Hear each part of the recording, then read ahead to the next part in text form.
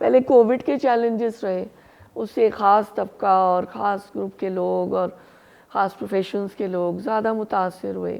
اپنے from the core of my heart I want to ask Allah کہ اللہ آپ ایک درد دل عنایت کر دیجئے.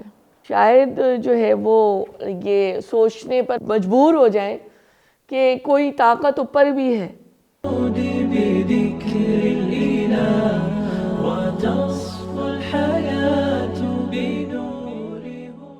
ڈاکٹر صاحبہ میرا آپ سے پہلا سوال یہ ہے کہ قرآن کریم کے مطابق آفات کیوں آتی ہیں؟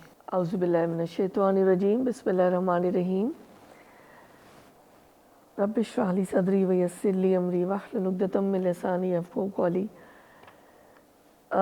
ویسے تو یہ جیسے ایک سوال لگتا ہے نا کہ قرآن کیا اس کا جواب دے رہا ہے ہمیں، اور آپ کو لگے گا آج کہ میں نے پے در پے سلسلے سے نا سورہ اعراف کی جو آیات شروع کی ہے 94 سے، اور اس طرح مسلسل میں نے کچھ ربط بنایا ہے، یا کسی کو یہ محسوس ہو کہ یہ ایک ہی مضمون چل رہا ہے، ٹھیک ہے. لیکن میں نے اس بات کو سوچا کہ میں اس کو چینج بھی کر سکتی تھی کہ میں کچھ اور آیات لوں. مجھے یہ لگا کہ جو ویسے تو ہمیں سب کو پتہ ہی ہے کہ دور جو ہے مشکل چل رہا ہے، فتنوں کا دور چل رہا ہے نا، اور ایسا لگتا ہے جیسے رسول اللہ صلی اللہ علیہ وسلم نے فرمایا تھا کہ جو قرب قیامت ہوگی اور جو آخری دور ہوگا امت کا، اس میں مشکلات اور آفات اس طرح سے آئیں گی جیسے کہ جو ہے وہ تسبیح کے دانے بکھر بکھر کے گر رہے ہوتے ہیں، اور وہ ایک پے در پہ ایک چھڑی لگی ہوتی ہے. اگر ہم دیکھیں تو ابھی ہم دیکھیں کہ جو ہمارا کووڈ کا دور نکلا، اس سے پہلے ایک نیا ٹرم آ گیا سوشل سائنسز والوں نے کہا نیو نارمل، اس طرح سے کہ اب اس کے کیا چیلنجز ہیں. پہلے کووڈ کے چیلنجز رہے، اس سے خاص طبقہ اور خاص گروپ کے لوگ اور خاص پروفیشنز کے لوگ زیادہ متاثر ہوئے. یعنی کہ ایسا محسوس ہوتا ہے، آپ بھی میرے ساتھ اتفاق کریں گی کہ چیلنجز جو ہیں وہ ہر شخص کے لیے، یعنی اس میں ہم مسلم یا نان مسلم یا پریکٹسنگ مسلم یا نان پریکٹسنگ کی نہیں بات کریں، نظر آ رہے ہیں. لیکن میں آج اللہ سے یہ دعا کر رہی ہوں اپنے from the core of my heart I want to ask Allah کہ اللہ آپ ایک درد دل عنایت کر دیجئے. وہ تو بڑی خوش نصیبی ہوگی کہ اگر امت کے لیے درد دل ہو. سب سے پہلے تو ہم بحیثیت انسان جو ان تکلیفوں کو کیا ہم محسوس کرتے ہیں، کیونکہ جتنی بھی مشکلات ہوتی ہیں اس کو ہم ایک انسان کی حیثیت سے کہ ہیومینیٹیرین کوز کے طور پہ لیں تو وہ تو ہر شخص فیل کرتا ہے نا، سوائے اس کے کہ وہ بالکل ہی اپنی رو میں بہہ گیا ہو. مجھے یہ لگا کہ قرآن کا بھی اسلوب ہے کہ وہ بتانا چاہتا ہے انسانوں کو، مسلمانوں کو، تاکید در تاکید، یعنی کہ کیونکہ انسان نسیان سے اور وہ بھولنے والا ہے، تو تاکہ وہ ایک چیز جو ہے اس کی یاد دہانی ہو، اس تکلیف کو، اس درد کو محسوس کر سکے. کہ ہم اس کو آیت کے ریفرنس سے اس کے جواب کو تلاش کرنے کی کوشش کرتے ہیں کہ اللہ تعالیٰ ہمیں کیا بتانا چاہ رہے ہیں. وما أرسلنا في قرية من نبي إلا أخذنا أهلها بالبأساء والضراء لعلهم يضرعون. کبھی ایسا نہیں ہوا کہ ہم نے کسی بستی میں نبی بھیجا ہو اور اس بستی کے لوگوں کو پہلے تنگی اور سختی میں مبتلا نہ کیا ہو، اس خیال سے کہ شاید وہ عاجزی پر اتر آئے. یہ جو ہے سورہ اعراف کی میں نے 94 اور 95 جو ہے وہ آیات لی ہیں، جس کا ترجمہ میں آپ کے سامنے رکھ رہی ہوں. اگلی آیت ہے ثم بدلنا مكان السيئة الحسنة حتى عفوا وقالوا قد مس آباءنا الضراء والسراء فأخذناهم بغتة وهم لا يشعرون.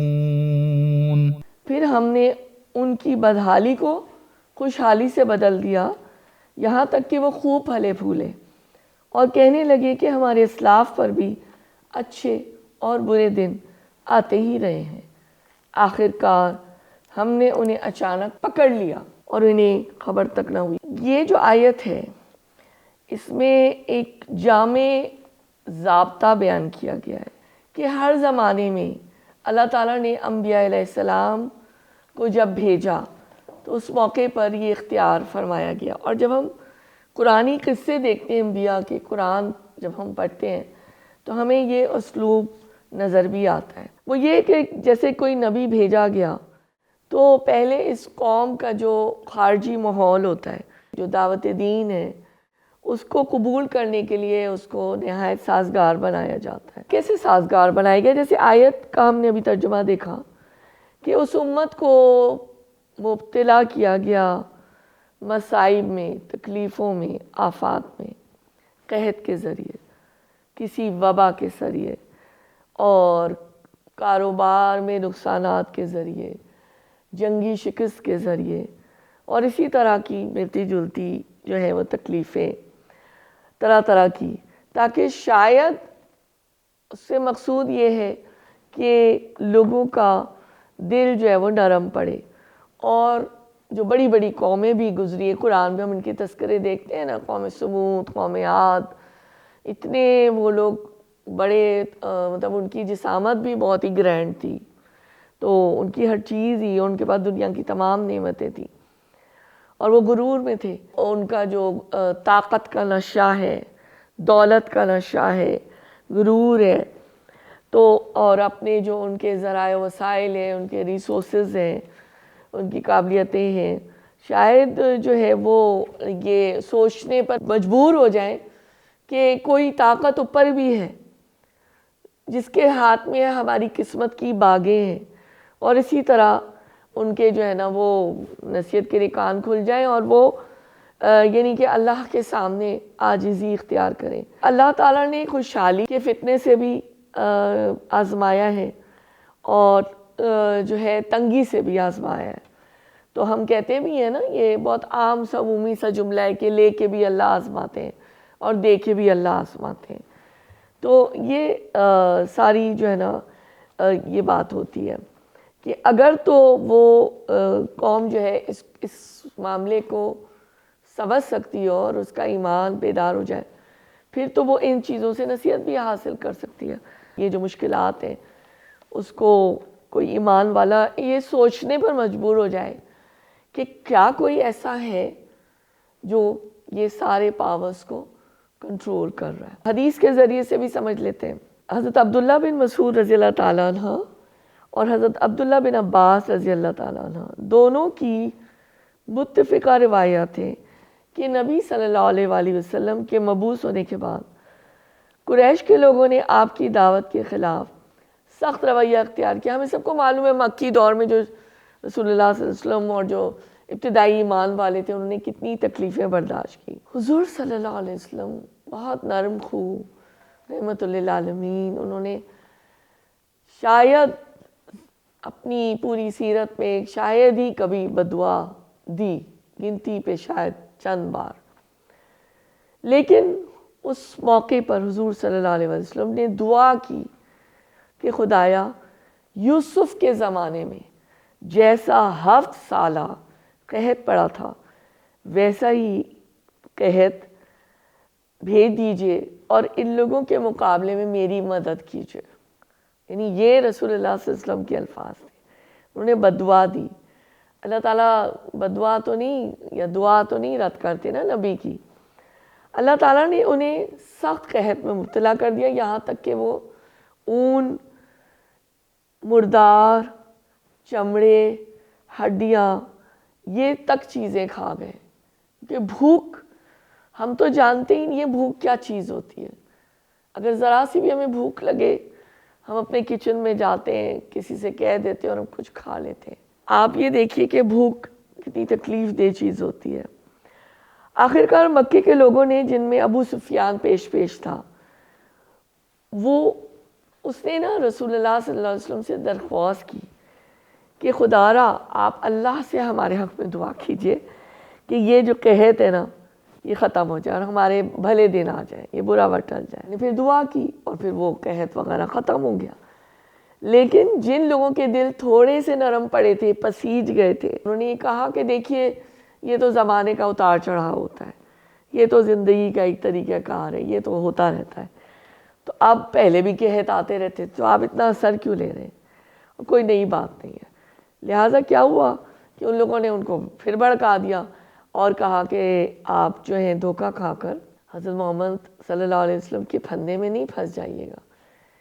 تو اب یہی بات ہے کہ اللہ تعالیٰ جس کی بھی آنکھیں کھولنا چاہے نا۔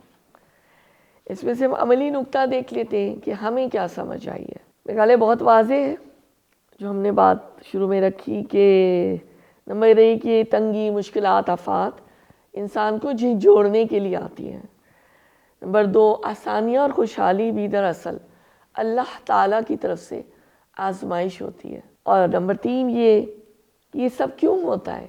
یہ سب اسی لیے ہوتا ہے جو آپ کا سوال تھا کہ انسانوں کے اندر اللہ کے قرب کی چاہت پیدا ہو، وہ اس کے سامنے گڑ گڑائیں بھی اور التجا بھی کریں۔ اللہ تعالیٰ ہمیں نصیب کرے، اور میں اللہ تعالیٰ سے اس موقع پر یہ دعا کروں گی اور ہم مل کر دعا کریں گے اپنے دل سے کہ اللہ ہمیں آزمائشوں میں نہیں ڈالیے اور ہمیں ایسا بنا دیجئے کہ ہم خوشحالی میں، آسانیوں میں بھی آپ کا شکر ادا کرنے والے ہوں اور آپ کی رضا کے مطابق زندگی گزارنے والے